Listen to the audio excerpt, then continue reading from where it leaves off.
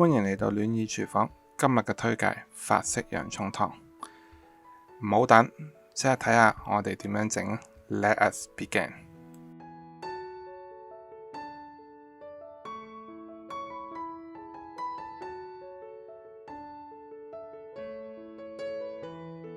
我係戀意廚房嘅大叔。今日要整嘅就係法式洋葱湯。咁其實呢個就似係美國式嘅多啲。不過呢，我一陣先講點解啦。其實個湯呢，最主要就係洋葱，真係最主要嘅成分就係洋葱。咁跟住呢，你就要用磅去磅。咁點解呢？因為太少呢會出唔到個味。咁所以你最少要有嗰個份量。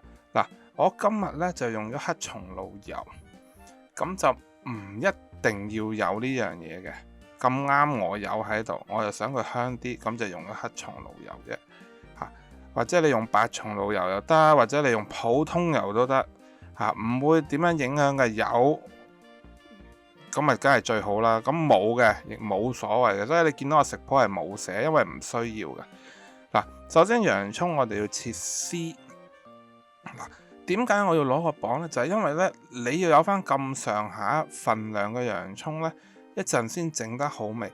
你會睇到一陣呢，我切完3個洋葱呢，開頭煮好似好多，煮到尾呢，真係得翻拳頭咁大嘅一柱嘅啫。咁你所以如果你太少洋葱嘅話呢，變咗你一陣呢就水多料少，因為佢真係得洋葱同水冇噶啦。佢其實有幾樣嘢最緊要啦，洋葱啦唔使講啦，咁跟住呢就要有紅酒，咁你紅酒或者白酒呢，其實都冇問題嘅，咁係要有少少酒，咁另外一樣嘢就係要有個百里香，咁其實你有呢幾樣嘢準備，就算你話你今日冇雞湯，你話你用豬肉湯啊、牛肉湯或甚至菜湯，或者你用滾水都得，但係真係要落得調味料比較多咯，咁我就會建議至少有個高湯喺度，即係雞湯嗰啲嚇。咁我哋呢個做法呢，就會似啲美式，點解？因為我哋喺美國食呢，同喺你哋香港啊或者係其他國家食嘅法式洋葱湯會有啲唔同。通常你食呢，上面鋪麵包啦，芝士落去焗啦，冇錯，呢個係最好食嘅方法，亦係今日會教你哋嘅。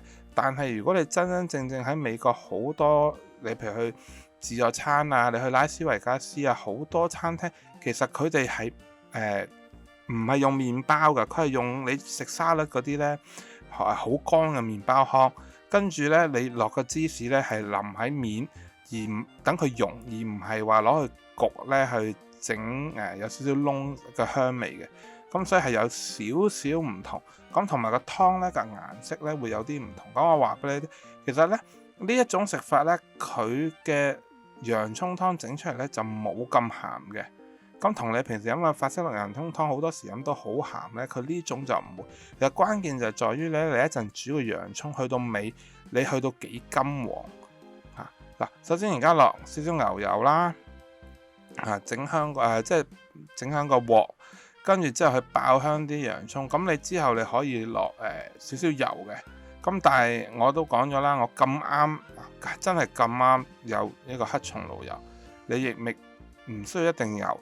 咁你話你想學我，其實好平嘅咋，其實你攞支黑松露油喺度，譬如有陣時煮西餐又好啊，煮其他嘢都好呢，其實你煮啲有菇啊，啲菜類呢，落少少呢個呢，其實會香好多噶。咁你問我我呢支其實就10蚊美金，70幾蚊港紙。咁你話係咪好貴？我呢樽嘢我就諗半年都用唔晒嘅，因為每次少少，你唔需要全部用晒佢，你攞佢個香味你話你唔用呢個，仲有啲譬如好似黑松露鹽啊嗰啲呢。你都可以攞啊，我都有咁你話用嗰個都得，嗰啲都係好平貨仔。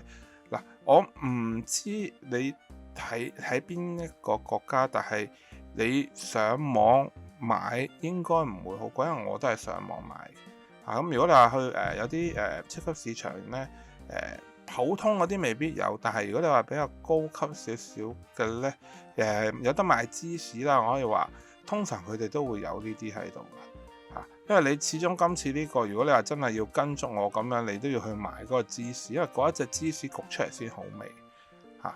嗱，咁而家呢就爆一爆香，跟住之後呢就落得洋葱啦。咁洋葱落之後呢，就要細火慢慢搞，因為大火會燶，咁就唔好味。你一人飲個湯嘅時候就燶味喺度嘅。嗱，而家細火慢慢喺度，跟住整晒啲洋葱啦，跟住一路搞，因為你唔搞佢呢，就會變咗好容易燶噶。你就咁由佢停喺度，所以你要不斷咁搞。所以其實你見呢個湯其實就唔係好流行嘅喺亞洲，因為呢，佢嘥功夫，咁變相嚟講呢，佢呢個成本高。咁你賣得幾多錢呢？一個洋葱湯，佢入面又冇啲貴嘅材料，就算俾你真係話落咗黑松露，咁啊點呢？係咪咁講先？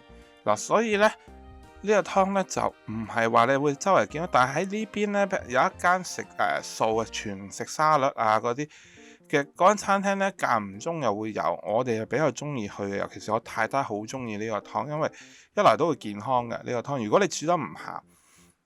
咁二來呢，你譬如去拉斯維加斯啲自助餐呢，好多時你都會見到嘅。咁所以我哋呢就會慣咗整，亦唔係話咩好特別嘅嘢。咁你話係咪哇真係要搞到佢變到熟晒為止？嗱，唔係嘅，你因為一開頭慢火你要搞勻佢，咁等佢開始，你會見到佢會出水啦。跟住呢，大概5到10分鐘之後啦，咁跟住佢就會出水呢，開始腍身啲呢。咁你就可以咧用細火冚蓋咧，每5分鐘左右咧就翻嚟搞一搞佢，每5分鐘翻嚟搞一搞佢。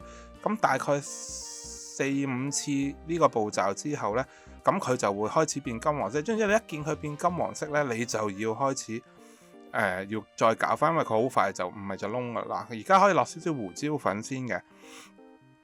咁鹽嗰啲咧就唔好落住，因為一陣咧等你落埋雞湯啊、水啊嗰啲之後咧，等佢滾咗啦，成個定型之後，你先去校個味。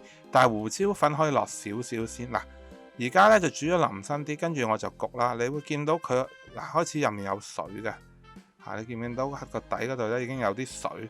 咁你咁樣先去唔喐佢咧，咁因為有啲水喺度就唔怕佢乾，因為你用慢火啊。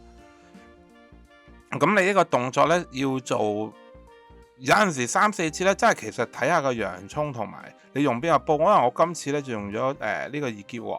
咁如果你話你用嗰啲呢，唔係呢一種嘅用 stainless steel 嗰種呢，咁就會快啲啦。你睇下幾次之後呢，佢開始黃晒啦。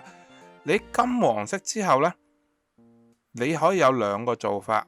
如果你要做法式嗰隻，你可以再煮到佢真係有接近有少少喺燶同唔燶之前咧，真係純金黃色嘅時候。但係你咁樣做呢，因為逼得個甜味太多呢，你到時候呢，你去校味呢，你就要落翻多啲鹽嗰啲落去啦，咁就變咗成個湯呢就會偏鹹。所以你見出面嗰啲偏鹹就係咁啦。咁另外一個做法就好似我咁，你其實而家呢個色呢，已經差唔多全部變咗金色之後呢，已經係夠鹹噶啦，即係佢個甜味已經出嚟噶啦。咁你其實已經夠啊，因為你一陣再加少少鹽，咁就已經好好味。如果你再落去呢，甜得滯呢，反而你落多啲。咁嗱，而家呢就落麵粉啦，因為你要整佢嗰個類似好似你整白汁咁嘅樣，但係你個湯呢度要落少少麵粉嘅。咁佢一陣又會整到更加香嘅。你一路煮，你會一路聞到好甜嘅洋葱味，係成間廚房呢都好香好香嘅。其實間唔中煮下呢個，如果你小朋友會飲呢，其實呢個好嘅洋葱嚇。咁落完呢個之後點呢？你就又要揀啦，揀咩呢？你用白酒定紅酒？嗱，其實冇關係，只係個湯嘅顏色。咁同埋呢，你想佢略帶少少酸就用紅酒，想冇咁酸清啲嘅白酒，就係咁嘅啫。其實冇話你用邊一種唔得，2種出嚟都好味嘅。咁我呢就慣咗，我哋喺呢邊呢飲開嘅呢都係清湯底，即係用白酒嘅，所以我哋呢就會用白酒。咁你呢，如果譬如話你出去飲過，你中意係飲深色紅色湯底嘅，咁嗰啲係用咗紅酒，咁你就用嗰啲。嗱，因為1/3杯嘅，咁要2杯，因為2/3杯紅酒呢，或者白酒呢就啱啱好啦。如果你用我呢個份量，嗱，擺落去煮之後呢，就煮佢大概30秒啦，因為酒精等佢揮發，你要佢嗰種香味啫，你唔係要佢嘅酒精。嗱，咁跟住之後呢，就1罐雞湯啦，咁就1罐水。咁我呢個比例呢，就會冇咁鹹嘅。如果你話你真係想佢再鹹啲，或者你個鹹味更加出嘅，咁你可以落1罐雞湯半罐水。咁嗱，鹹甜呢，你就自己搞啦。嗰個呢，我就唔，通常你睇我個 video 我都唔講噶啦嚇。咁但係呢，我教1比1呢，煮出嚟呢，就大人細路都啱飲，你又唔會話覺得佢好偏鹹嚇，你又會食到洋葱嗰種甜味嚇。咁跟住呢，你呢度之後呢，就其實冇噶啦，你就去煲翻滾佢，跟住就落鹽校味就飲得噶啦，其實就完噶啦。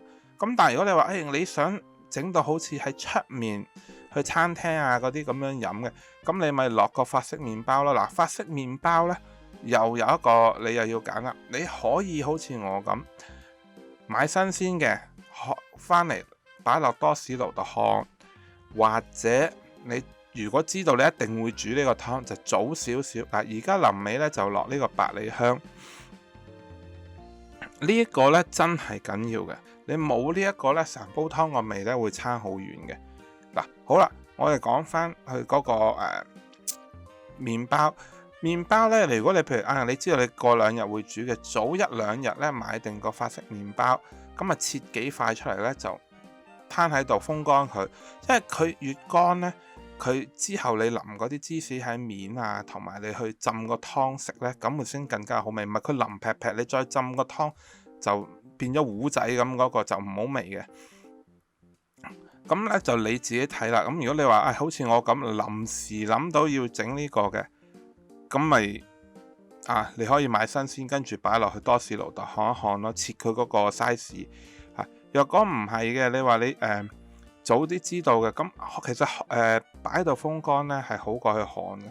烘呢因為有啲窿就會變咗，一來冇咁好睇，二來呢就食落去你都始終食到佢烘窿咗嗰啲味，因為你烘得唔夠窿，佢又唔夠乾，咁所以呢你就真係比較麻煩。咁所以呢我就會建議，如果你知呢，就早少少買定呢個麵包翻嚟擺喺度嘅。放完麵包呢，就要放呢隻啦，Glossy 嘅 cheese。咁你話唔用呢隻呢，用其他得嘛？用其他呢，焗起上嚟呢就差啲，因為佢一來會快啲溶同埋燶啊，咁變咗佢又冇咁香。咁其實用呢一隻芝士呢就好，但係嗱，講明先，呢隻芝士呢唔係平嘅，咁所以呢，你就可以自己取捨。你用其他普通芝士得唔得？都得。咁你就要好睇住你個焗爐啦，因為你擺落個焗爐呢，真係用呢隻都好快嘅，幾分鐘呢，咁就已經係個面開始燶呢，跟住呢就好香好香嘅。但係如果你用普通芝士可能會更加快，咁你自己就要睇啦。嗱，如果用普通芝士啦，我就會建議呢，真係個麵包要乾啲啦。如果唔係呢，你挺唔起呢，跟住個芝士又淋晒呢，咁你個麵包浸喺入面呢，咁真係唔好食嘅。嗱，你話你唔落呢啲，唔落麵包，唔落芝士得唔得？得。就係咁簡單。如果我整到你都整到，希望如果你中意我 video 俾個 like 我，訂閱我頻道，撳個鐘仔，咁下次煮嘢食嘅時候你就唔會錯過啦。希望下次煮嘢食嘅時候見到你啦，拜拜。